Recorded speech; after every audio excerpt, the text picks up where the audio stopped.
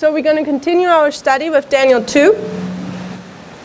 We're looking at the statue, and we, so to speak, arrived at the feet, where I suggested, can you guys hear me? Is that fine? Okay, then we'll just ignore the rain. I suggested that the feet are the 10 horns we find in Daniel 10, or the 10 toes. The 10 European tribes in which pagan Rome was broken up in. We had seen that the feet composed the metal from a previous part of the statue, and that was iron. And we knew that iron was pagan Rome. So I suggested when we see iron in the feet, that Rome continues. Rome continues till today.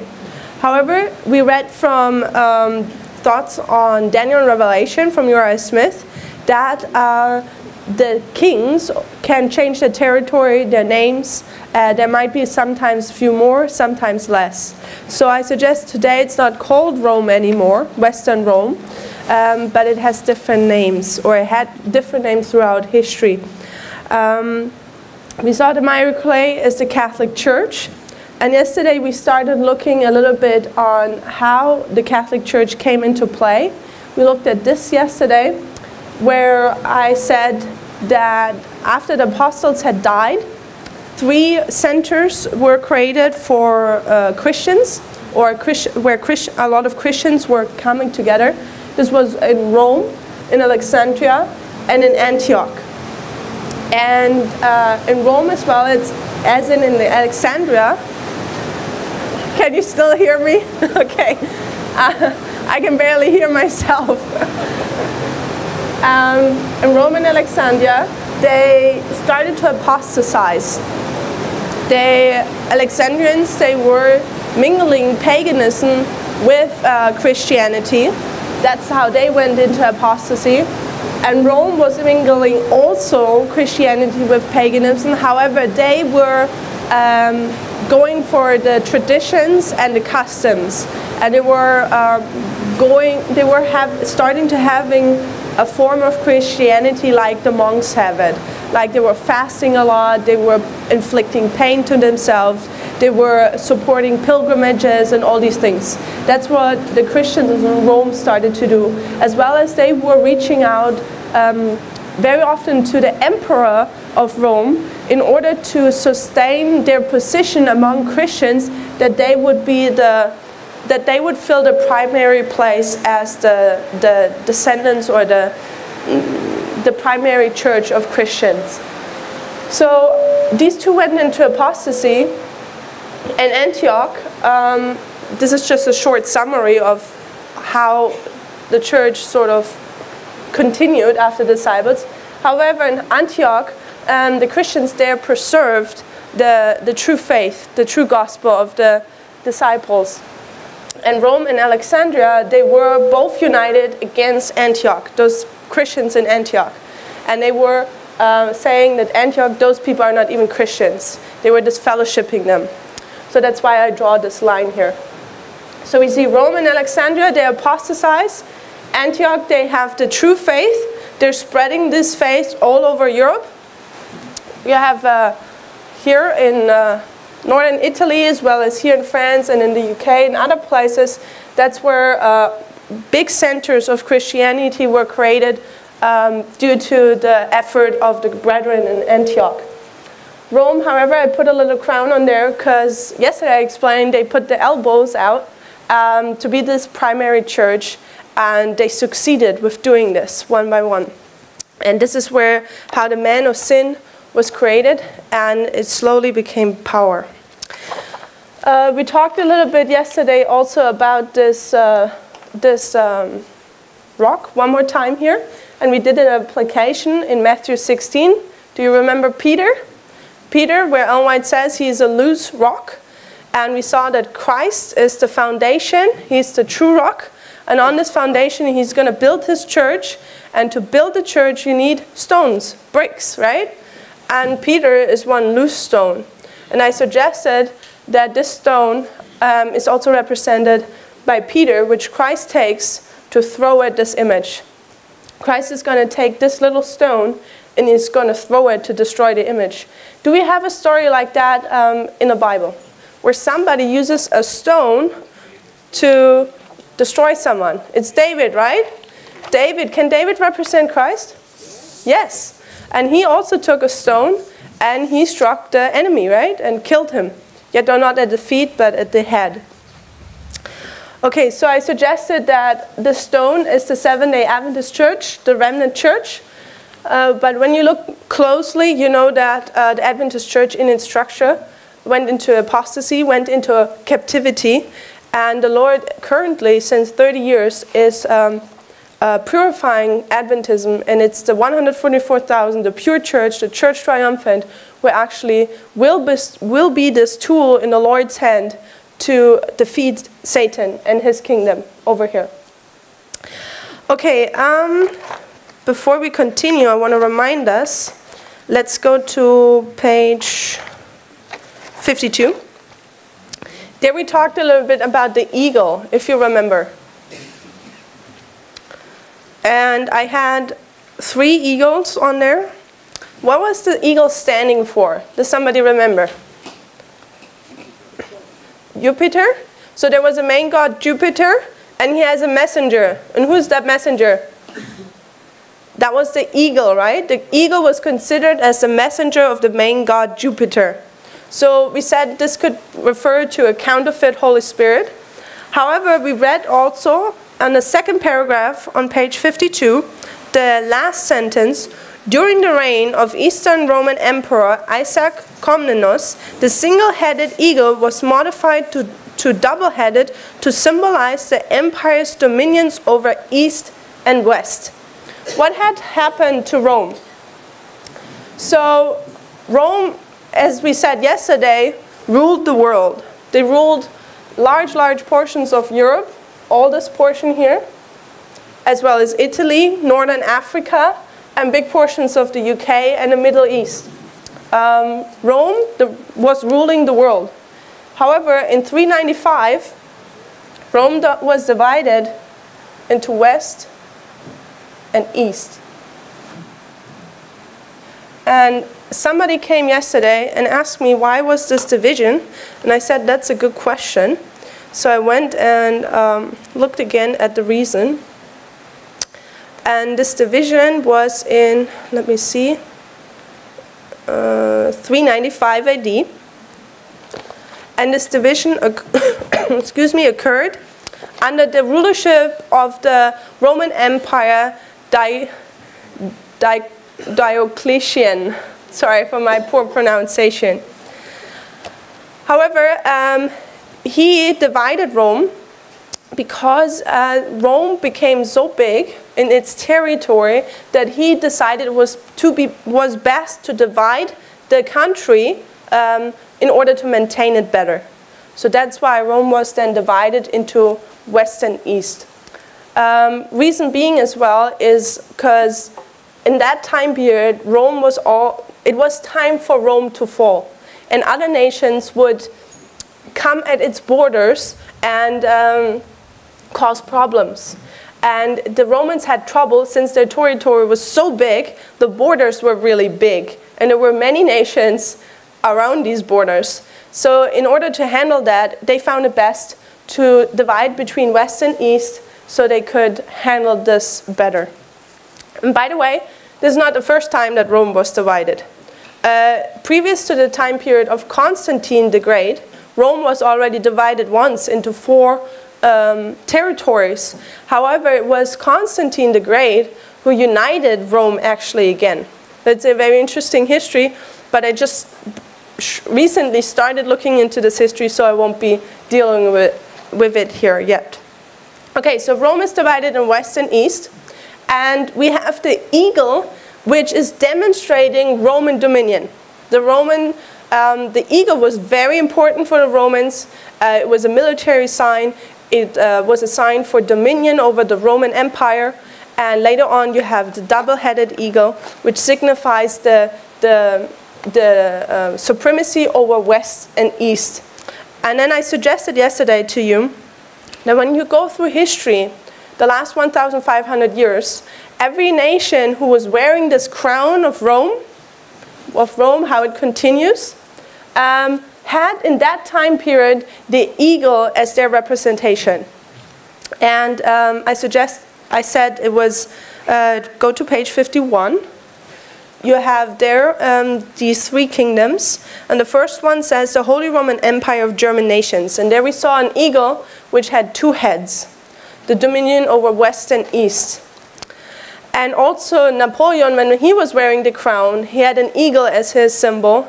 And when the kingdom was given to Austria, they had an eagle, as well as Germany. Or today it's America, who have the eagle as their symbol. And I suggested yesterday that also Russia have an eagle as their symbol. But this is a two-headed eagle.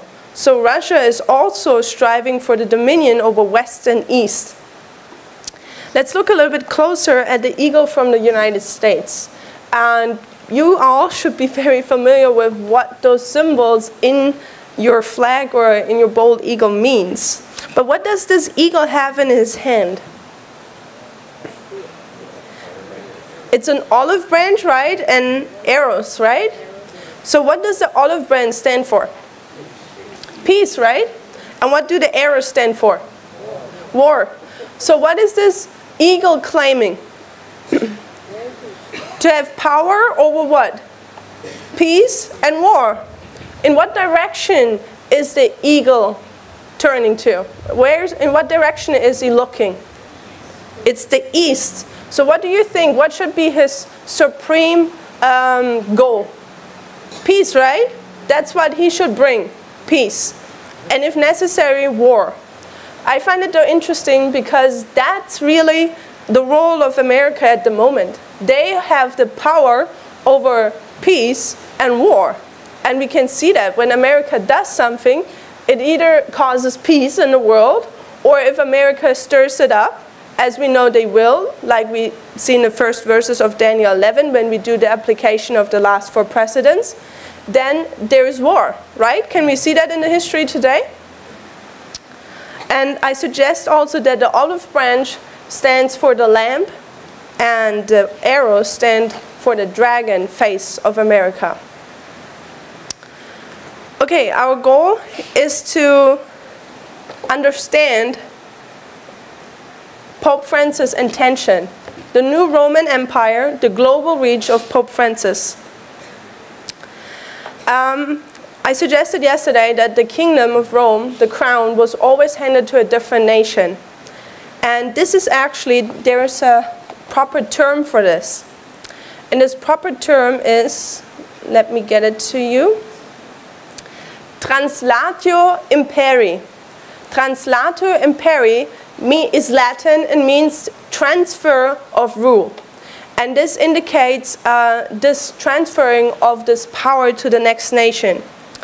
Translatio Imperii, Latin for transfer of rule, is a historiographical concept originating in the Middle Ages, in which history is viewed as a linear succession of transfer of an imperium that invests supreme power in a singular ruler, an emperor, or sometimes even several emperors, the Eastern Roman, like the Eastern Roman Empire and the Western Holy Roman Empire.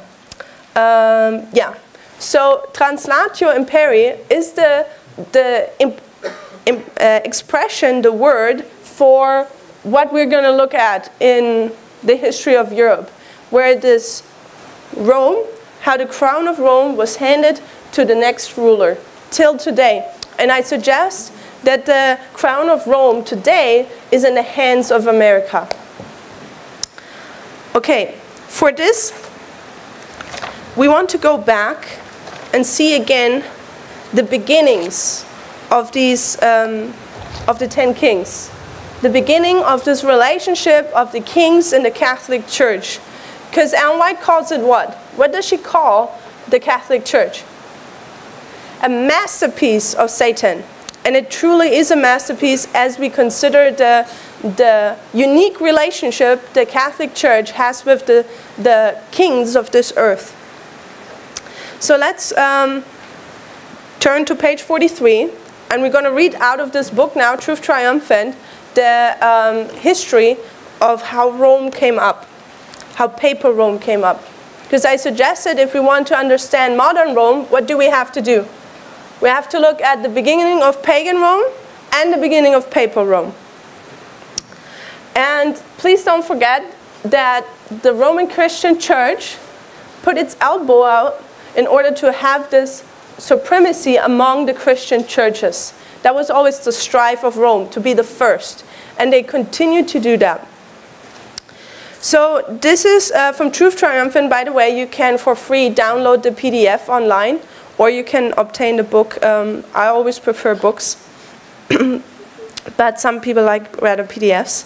Page 43, there it says Truth Triumphant, chapter 10. So almost all of chapter 10 is in here, but I cut some paragraphs out which were not as important. So we're going to read quite a bit of that now and comment on it. How the church was driven into the wilderness. Pan cannot picture how completely the face of Western Rome was changed by the Teutonic invasion sweeping from the east to the south and west. These continued for at last 2 centuries, ending in 508 when the papacy completed its triumph over the newcomers. The inhabitants of Europe were driven into the background, as was also the general use of the Latin language, while strangers and foreign tongues reigned from the Danube to the Thames. The amount of territory of the old Roman Empire was practically halved. Profound changes took place in what remained of that empire, now limited to the eastern end of the Mediterranean. Meanwhile, in Eastern Europe, there was a revival of the simpler types of Christianity. The Celtic and the Gothic people in the West also contributed to this new evangelical era. From 250 to about 500, the Teutonic masses poured over the provinces of Western Europe and formed 10 new nations.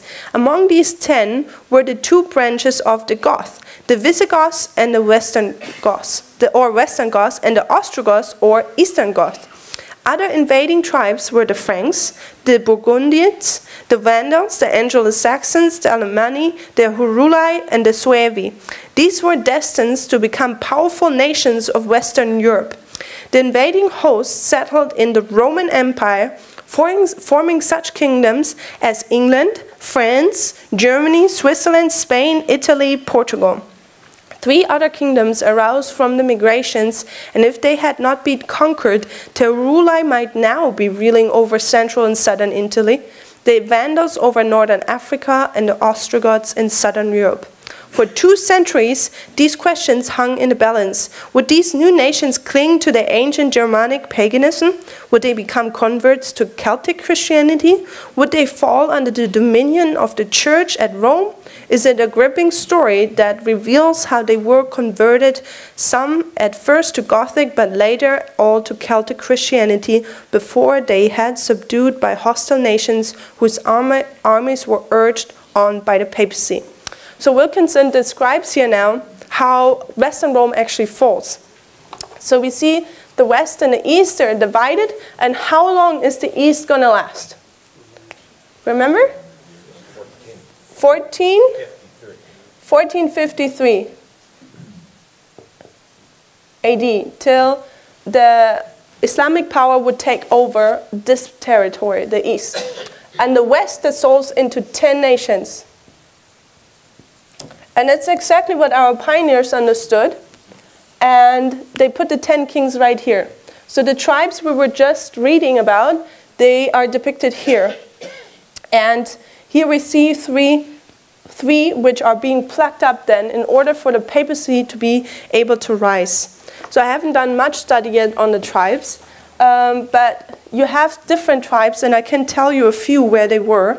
You had, for example, the Vandals. They were in northern Africa all along. And you had the Suevi. They were here, Portugal, Spain, here in the north. You had the Franks, which originated here. Or you had the Saxons, which came actually from here, but then went also over to the UK. You had the Lombardi, which were in North Italy. And this is about it, where I know maybe it's an interesting research of where these tribes were. And this is actually where Europeans come from. And essentially, this is also where Americans come from, right? So it's a good history. Okay, so Western Roman Empire dissolves into 10 nations. You have Western Rome, and it just crumbles. You know, when you have a cookie or a cracker, and then you break it, and it breaks in more pieces. That's what happened to the Western Empire. Suddenly you had 10 nations, and they had to organize themselves. And they sort of were fighting everyone against everyone, trying to win territory for themselves. Let's continue reading. Here he quotes now Daniel 7, verse 23 to 26. Thus he said, the fourth beast shall be the fourth kingdom upon earth, which shall be diverse from all kingdoms, and shall devour the whole earth, and shall tread it down, and break it in pieces. And the 10 horns out of this kingdom are 10 kings that shall arise, and another shall rise after them, and he shall be diverse from them first, and he shall subdue 3 kings, and he shall speak great words against the Most High, and shall wear out the saints of the Most High, and think to change the time and laws, and they shall be given into his hand until a times, and a dividing of time. But the judgment shall sit, and they shall take away his dominion, to consume and to destroy it unto the end. So this is prophecy now. Daniel describes what is going to happen. And now we're going to see how history actually fulfills this. The chain of prophecy in Daniel 7 reveals by the means of animal symbols the succession of world events from the time of the prophetic writer until the second coming of Christ. On the head of the fourth beast of Daniel's prophecy, which beast is often interpreted to be the fourth universal monarchy, the Roman Empire are seen 10 horns. Commentators correctly conclude that these are the 10 Germanic kingdoms which invaded, broke up, and took possession of the western part of the Roman Empire, or the original territory of the fourth beast. The rise of the little horn, its growth in power, its plucking up of the 10 horns, its stunned words against God, accompanied by the 1,260-year persecution of the saints, must now claim attention. Now he's going into the history of Clovis. So we saw now that Western Rome is dissolved into 10 kings. Now we have to look for the crown. Who is wearing that crown? So there is a time period where this Western Empire is broken up. But now we will see, as you remember, clay and iron tries to do what? They try to mingle. These kings, they always try to mingle, but they can't, because it can't fit together. So what we will try in what we see in history is that these kings, these 10 tribes, which were, Western Rome was broken up in 10 kingdoms, but we will see always the attempt to create one supreme ruler or one supreme tribe of these various tribes. And the first of those, after the Western Rome was broken up, was Clovis. And I think we already know a little bit Clovis, and he's an important figure for us to consider.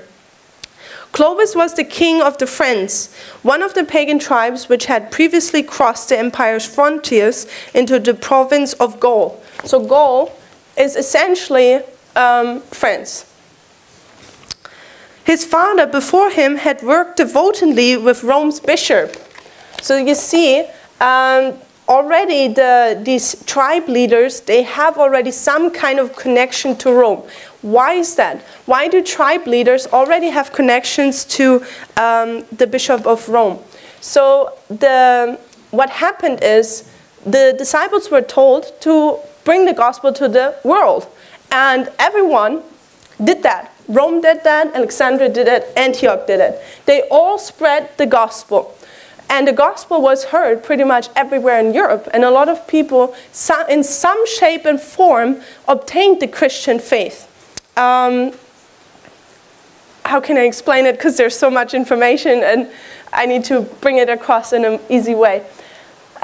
So, of course, Rome and Alexandria, they brought across a faith which was defiled. it was mingled with paganism, and Antioch would bring across a pure faith.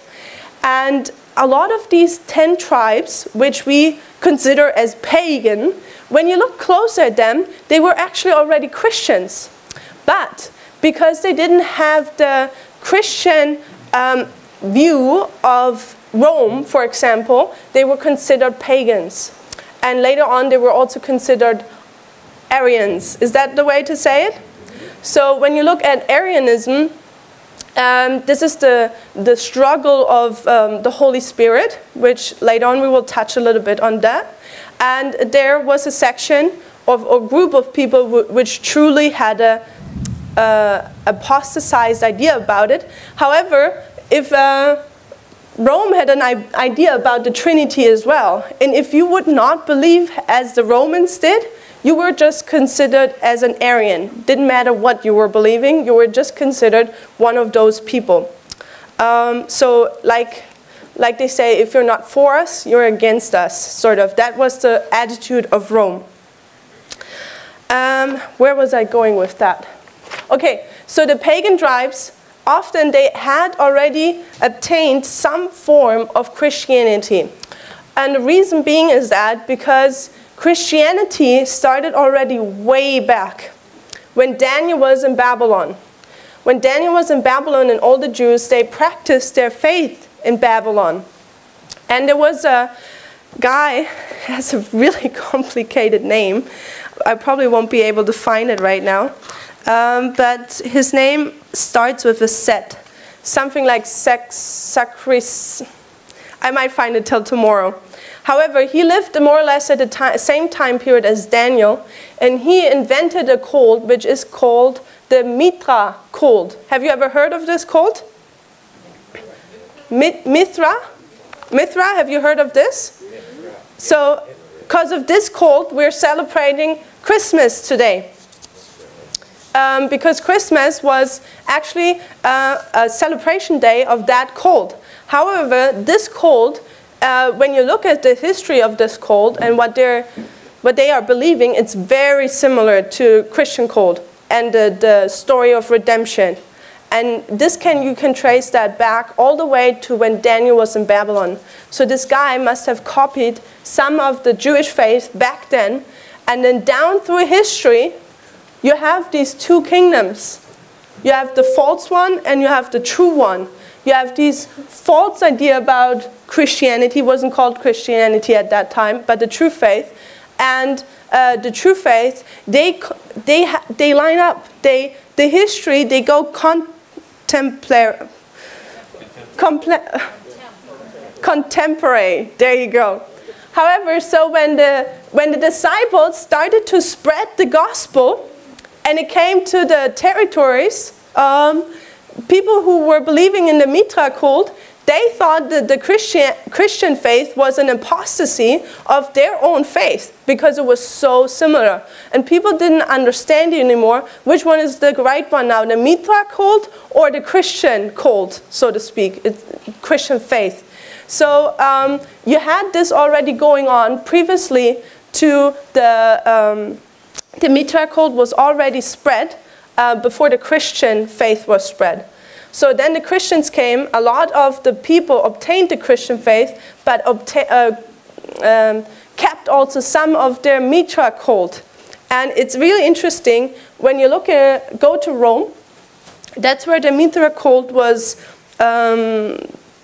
practiced big time. And the first Christian church in Rome is actually built on a Mithra temple.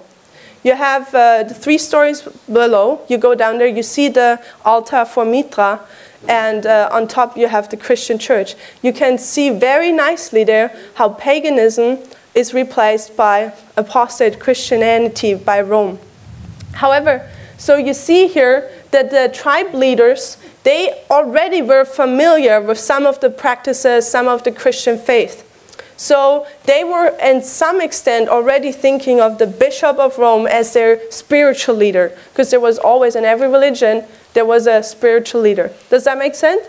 I'm trying to give a little bit of context, but there's so much history to understand these things. The best is if you read the story and history yourself. I can only give you here the input to say go and study yourself. Okay, so we're with Clovis, and Clovis, they're already to some extent know about the Christian culture or about Rome. Therefore, it's not a surprise that tribe leaders would consider Rome as their spiritual leader in some shape or form. So Clovis was the king of the Franks, one of the pagan tribes which had previously caused the empire's frontiers into the province of Gaul. His father before him had worked devotedly with Rome's bishops. Clovis met successfully, overthrew the feeble resistance of the empire's army. His next formidable enemy was the pagan Alemanni, later to be called the Germans. He had a long and bloody battle with them in which he successfully resisted their invasion. Previous to this, he had married Clotilda, daughter of the Burgundians and a devout Catholic. Observing the power and influence of the papacy and anxious to avail himself of papal support, he professed conversion in 496, and his entire following united with him in adherence to Catholicism. 3,000 of whom were baptizing along with himself soon after his conversion. As he expected, the Catholics rallied around him as the only Catholic prince in the West. So there's a lot of meat in this paragraph. What is happening? So Clovis' dad has already some kind of connection to the Bishop of Rome, and he actually forms an alliance with the Burgundians he enters into a marriage relationship, and his wife is Catholic. So therefore, why is he professing conversion in 496 to Catholic faith? Why is that? Observing the power and influence of the papacy. So what is happening? That's why I suggested keep an eye on how Rome puts its elbow out and always wants to be first. Rome is gaining influence. When you read Great Controversy, chapter 3, you see how Rome constantly invented new doctrines. They are in the notes here. I put them all in. I was not going to go through them. But doctrines like the false Sabbath, or how sin is atoned for, or the pilgrimages, and onward. She, as a church, always invented those things in order to gain more power. So, and the civil authority recognizes or observes this power. And what does the civil authority want to do? They want to use this power. So let's continue. Observing the power and influence of the papacy and anxious to avail himself of papal support. So it's about the power and authority and the support of Rome, a person or a church who is very powerful. That's why he professed conversion in the year 496. And how many people got baptized with him? 3,000. Doesn't that sound like a counterfeit Pentecost? So, and what, by the way, he professes conversion in 496, but he doesn't get baptized till the year 508. You see that on page 52. There you see that Clovis was baptized on Christmas Day in 508. So conversion in the year 496, not because he was becoming Christian in that sense, but he was observing how the Catholic Church had received power and has a big portion of influence, and he wants to use that power, he wants to use that support. Let's continue. And therefore, because of this conversion, the Catholic Church has now one prince, one king in the West, which are theirs. The East was all Catholic. We will see that later. But the Eastern Roman Empire was all Catholic already. But it was the Western Empire which needed to be also transferred to Christianity. And Clovis was the first one. That was their prince in the West. And do you remember, I think it was in the first presentation where I said there's this unique relationship between the civil authorities and the papacy, that there's like a hate-love relationship, that they hate each other but they need one another. So this is what we're going to see. The Teutonic kingdoms, we'll continue now on page 44. The Teutonic kingdoms, which had occupied other Roman provinces as well as France, were either continuing in their idolatry or were converted to Christianity as taught by Ulfilas. Ulfilas was a true Christian. He was spreading the gospel. They're usually catalogued as Arians. That's what I said beforehand. After his political conversion to Christianity as championed by the church at Rome, Clovis defeated the Burgundians, which people at this time were divided between paganism and Christianity. The desire to spread his new religion and to ruin Christian kingdoms which refused the new doctrines seemed to be the aim of his warlike temper. So what is he doing now? He has a new religion now. He professes to have a new religion, but actually he wants to just support his own place in history, so to speak. And now he takes this as a reason to enlarge his kingdom. Can you see it? The barbarity and cruelty of his subsequent acts proved how much his conversion was political and not a surrender to the truth in the heart. The reason why nations subdue themselves to the church, Roman Catholic Church, is not because they want to be better Christians, because there are political issues. They want the support of the church. And we see that over and over in history again, especially when we look at the feat here in Daniel 2, or the 10 kings of the Western Empire. There is no question but that his new profession served the purpose of establishing and enlarging his kingdom. For this reason, he renounced idolatry for the Christianity of the church at Rome. So he wants to establish his own place. That's why he uses the Catholic Church. Not because he loves the Catholic Church, not because he loves the faith in Christ, but because he wants to have a bigger territory and more influence. Let's continue. The climax of his rise to fame and power was attained when he reached out to take the rich and beautiful lands of southern France from the kingdoms of the Visigoths. So I said the Franks started here in northern France, and he got converted, and now he's enlarging his territory. He's going south. Step by step, supported by Rome and by the influence of the Emperor of Constantinople, Clovis drove them back until the great and decisive battle in 507 and 508 was waged.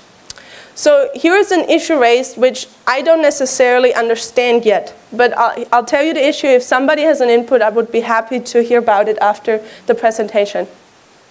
We see that Clovis is the first prince, Catholic prince or king in the West. Those are still pagan nations, so to speak.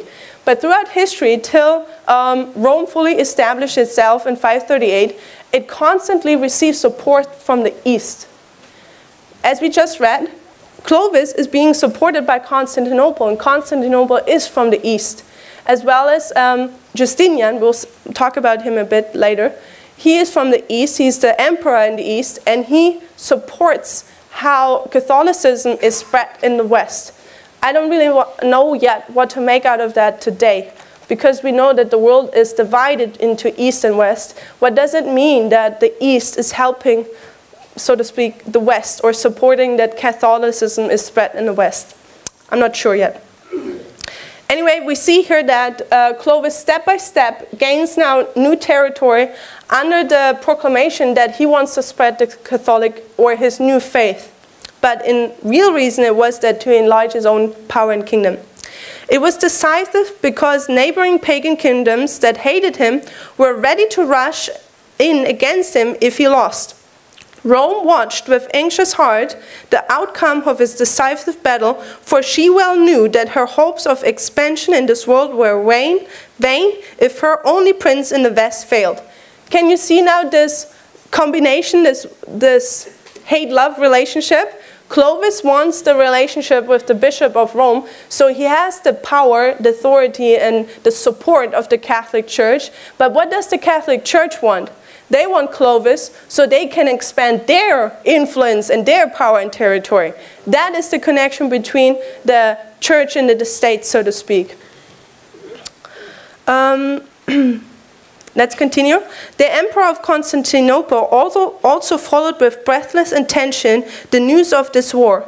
The Emperor, faced by the powerful enemies of the East and North, saw little future for the type of Christianity he was championing if Clovis failed to give the Franks a permanent place under the sun by his final victory. The army of the Visigoths was routed by the Franks in the encounter of 507. It was necessary for Clovis to destroy the sources of further supply. He struck while the iron was hot, and in 508 pursued the Visigoths to their southern strongholds and overcame them. Clovis was named the consul by the emperor. Again, by the east, Clovis is being put on the throne. While by the Church of Rome he was called the first Catholic majesty and his successor the eldest son of the church. So he receives now pleasure or pleasing words from the east, the emperor in the east, as well as the Catholic Church. And he's plucked out the first horn, the Visigoths. The little horn was now, the Visigoths were not a horn, excuse me. The little horn was now in process of uprooting other horns. How great was the significance of the course of the world's history, the culmination in 508 of the establishment of the first Catholic kingdom in the West. Let witness testify. The Frank king threw his sword into the scale against the Arian cause. The Arian cause, I suggest, the Arians were those who would not subdue to this Rome, to the religion of Rome. That's why they were called Arians. We would have to study the Arians. It doesn't mean that the Arians had the correct understanding of the faith. There were also different varieties, as I said beforehand. However, I want to suggest here that the Arians are those who protested Rome, and Rome is saying, we need to get rid of these Arians, and Clovis is helping. Where was I? Okay. The Frank king threw his sword into the scale against the Arian cause and became the champion and hope of the Catholic population all over Gaul. So what happens in 508? Why do we say that paganism was taken away? Because there's still 9 pagan kings. However, we can mark here that paganism was taken away because Clovis, from the emperor in the east as well as from the Catholic Roman Church, receives the crown, the authority, and it's the first the first nation in the West who is under the Catholic faith now. The pagan dominion was broken, so to speak, and Clovis was going to continue his warfare against the Arians. So that's why paganism is taken away. The invaders at length arrived who were to remain. It was decided that the Franks and not the Goths were to direct the future destinies of Gaul and Germany, and that the Catholic faith and not Arianism was to be the religion of these great realms. Again from Dr. David Hill, former United States ambassador to Germany. Up to the time of Clovis, the invading hordes of the East had moved steadily westwards. Thenceforth, the tide was to be turned backward, and conquest was to proceed to the opposite direction. The Franks alone, of all the barbarian races which had invaded the empire, were not wholly absorbed by it, but kept, as it were, an open channel of communication with the great Germanic background. It was the Franks who, turning their faces eastward, not only checked further advances of the barbarians, but were to become the defenders of Christendom. So we see here there's invasion coming from the east, and Clovis, so to speak, he actually sees it as his goal or his job to stop this invasion. And he's fighting back and says, essentially it becomes a war between paganism and Christianity. Yet though, when you look at behind the scenes, Clovis just wanted to enlarge his kingdom and use Christianity for that. Okay, this question Clovis settled not long after the beginning of his career. By his conversion to Catholic Christianity in these 3 ways, In these three ways, therefore, the work of Clovis was created influence upon the future. He brought together the Roman and the German upon equal terms, each preserving the sources of his strength to form a new civilization. He founded a political power which was to unite nearly all the continent itself and to bring the period of the invasion to an end. So Clovis does three things. What were these things? Three things. Again, he brought together the Roman and the German upon equal terms, each preserving the sources of his strength to form a new civilization. He's creating a new nation. He found a political power which was to unite nearly all the continent itself. So he's trying to have a universal kingdom, doesn't he? And what does he do? And to bring the period of the invasions to an end. One question. The invasions, what would they bring? They bring war, right?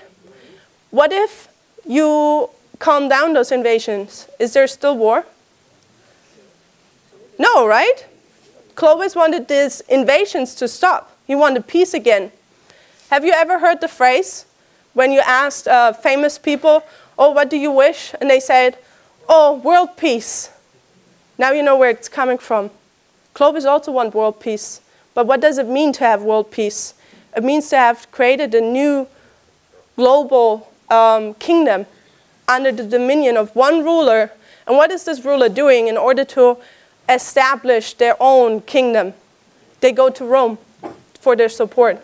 So when somebody says they're seeking for world peace, this is actually what it means when you look in history.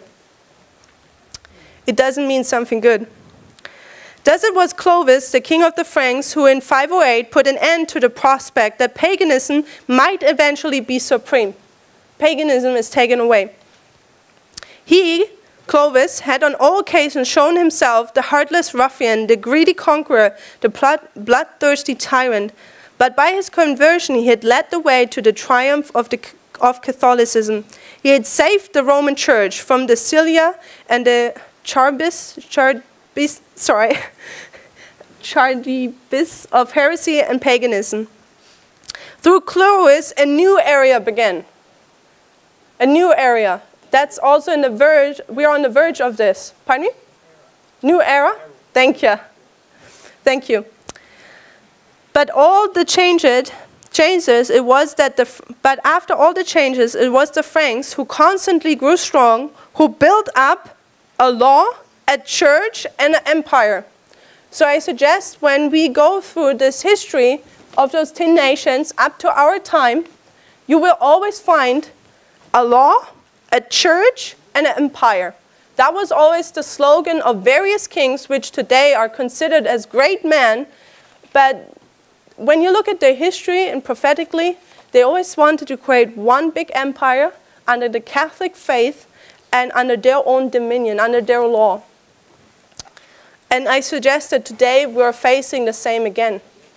Because we are seeing a nation which once was very beautiful, but it right now is in a place where it says it wants to make itself great again. This is exactly, when you look back in history, how all these emperors started to rise up. They wanted to make their nation great again. And when you think about it in a natural way, there's nothing bad about making your own nation great again. The question is, what is the result thereof? What are the costs for that? Let's continue, and time is flying by. Probably we're going to finish Clovis and how the papal church was put on the throne today, and then tomorrow we'll go into those various history I was talking about of various kings and see how they were put on the throne of this earth and wear the crown of Western Rome. Let's continue. But after all the changes, it was the Franks who constantly grew strong, who built up a law, a church, and an empire. The baptism of Clovis, which implied the general conversion of the Franks to Christianity, set the crown on a century of striking success for the Western Church. Western Church is the Bishop of Rome. Next section. 30 years after the victory of 508, the papacy was elevated to universal supremacy by Justinian. So Justinian, he's the emperor in the east. So here's the problem again where I can't make something out of it yet. You see again support from the east to the west.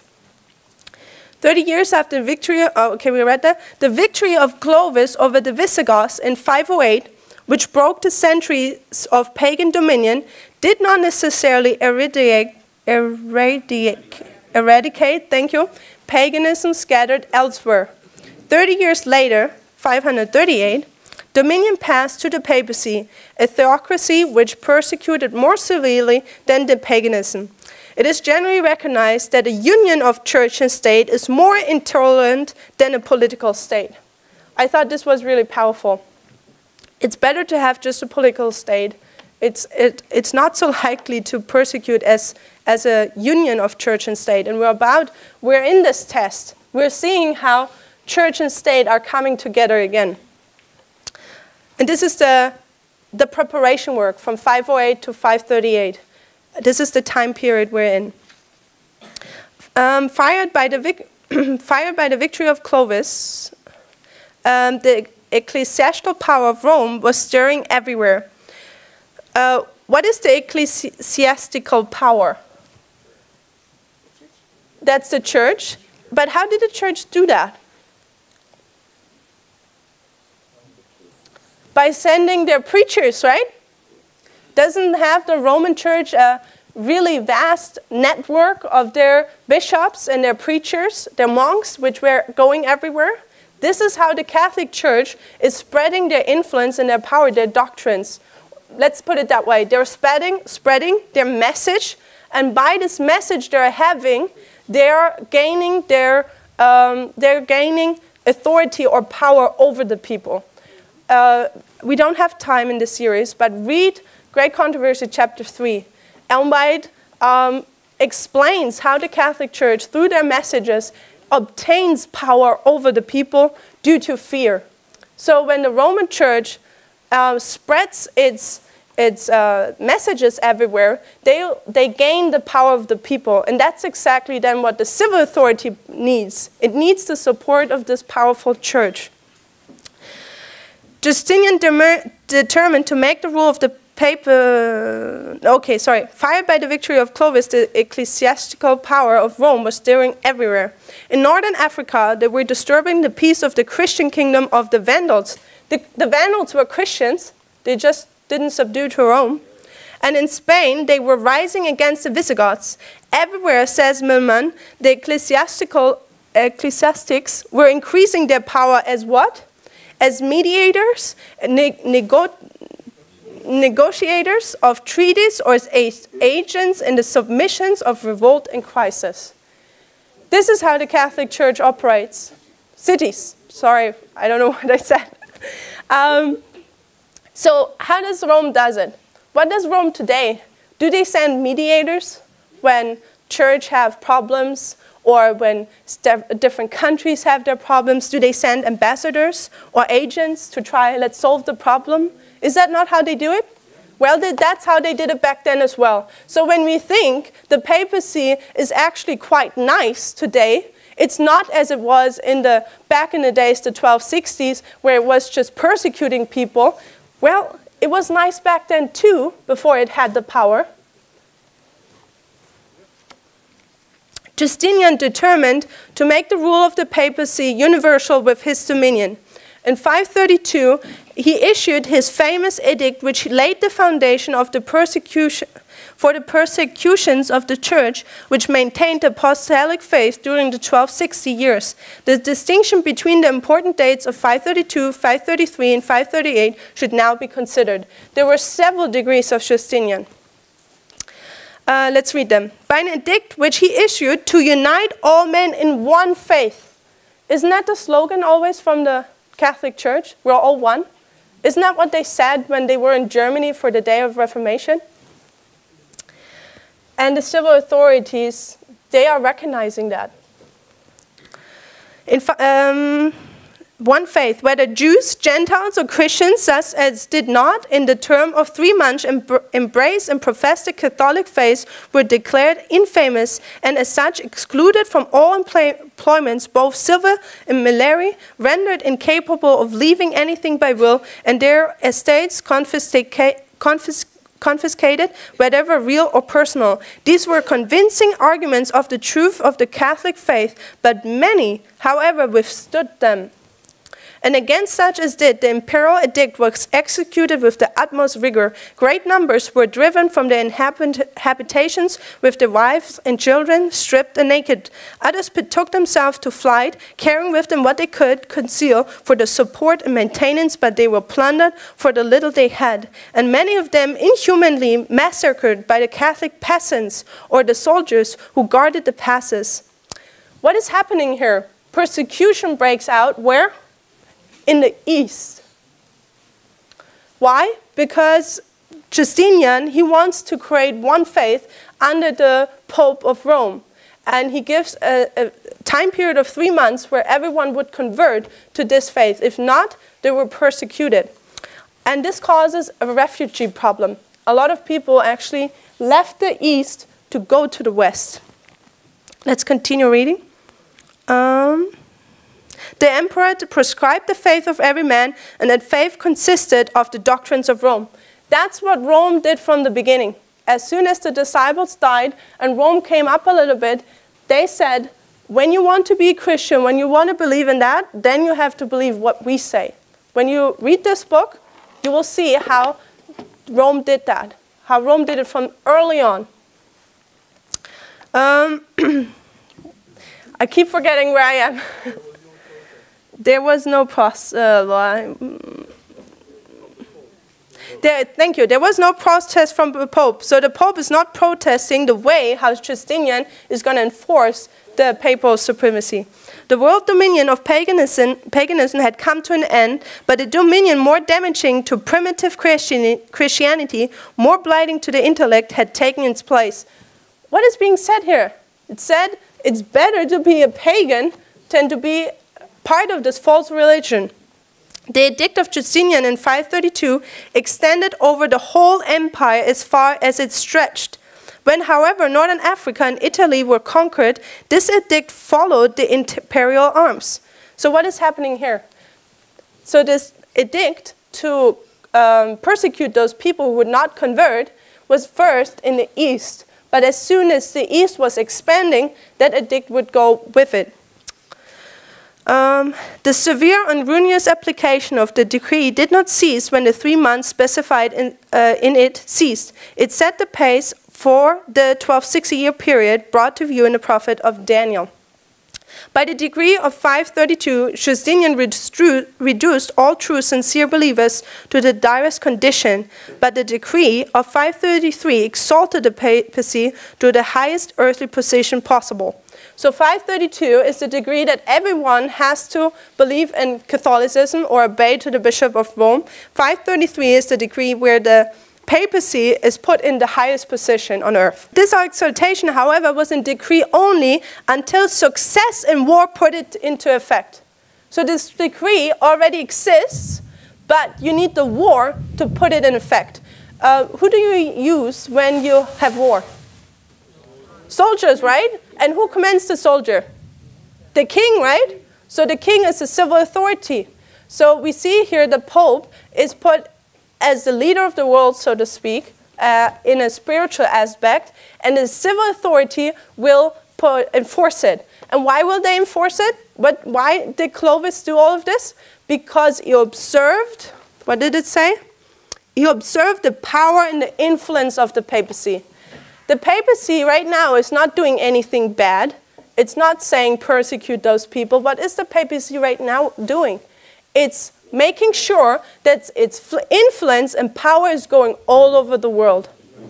So, and this is when Pope Francis here, or the Times magazine says, the new Roman Empire, the global reach of Pope Francis. I'm so sorry that you don't have the picture in your notes.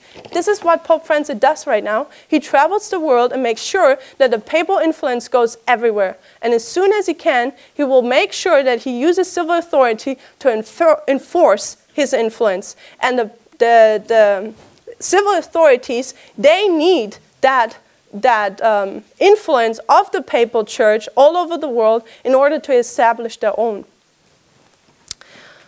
My time is almost up. Let's just finish reading that section. It therefore at first could apply only to his own territory. So there was the own territory of Justinian, the east. On the other hand, both decrees applied in Europe when in 538 the Ostrogoths in Italy were crushed and more power was given to the papacy.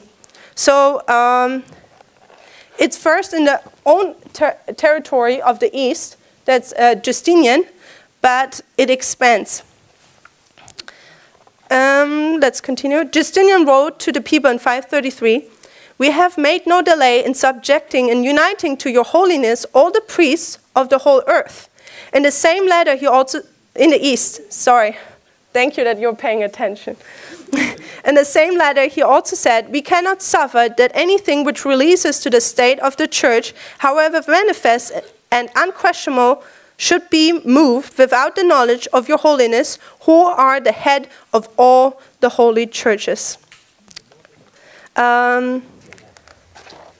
Let me see, we should stop here because of the time, and we'll pick it up there because we saw now how paganism was taken away, 508. We see the methods of the Catholic Church first internally among the Christians, and then how it started to use the civil authorities. We looked a little bit at Clovis. We're going to talk a little bit more about Clovis tomorrow. And from that on, we look at 538, what happened there with the Ostrogoths, which, by the way, were also Christians, but just not the Christianity of Rome. And then we'll look at various kings throughout history who actually took on this crown of Rome till up today in our time period. I hope you had a pleasant study. Let's kneel down for prayer. Dear Father in heaven, we thank you for this day and also for the physical rain. But Lord, we know that this is an optional lesson for the spiritual rain, and this has been a very blessed camp meeting, Lord, and we thank you for the latter rain you have been pouring out here. Lord, as we consider history, we ask you that you open our minds that we can see the patterns and the repetitions in our day and age today. Lord, we are facing a storm, and we all are too weak, but we know that when we're united with Christ, nobody can be against us. Lord, help us that we make sure that we are united with your Son every day, every hour, and that we might be conquerors through him. As we break now, we ask you for refreshing, that we can come back here again and continue studying your word. In Jesus' name we thank you. Amen.